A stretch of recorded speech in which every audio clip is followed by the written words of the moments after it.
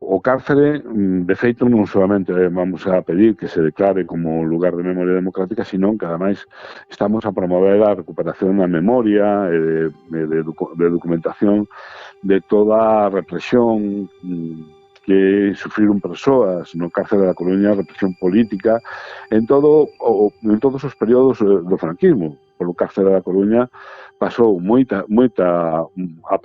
xente da guerrilla, e moitos deles foron axusticiados a Garda Civil no patio dese cárcere, non? Por non comentar, pues, por exemplo, a represión que sufriu nos últimos anos do franquismo, a partir dos últimos anos dos 60, a poboación que reclamaba libertades, non? Avanzar nun régimen democrático, non?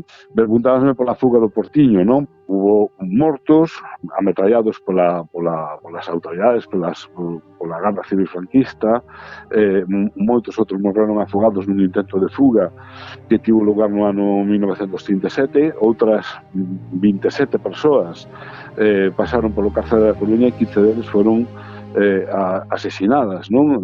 Fusiladas no campo da Rata, non? Hubo outra das persoas que participou desa fuga que foi paseada no campo da Rata tamén.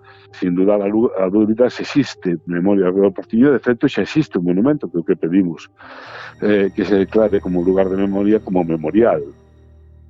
A ferida aberta no 36, un podcast de Nuria López.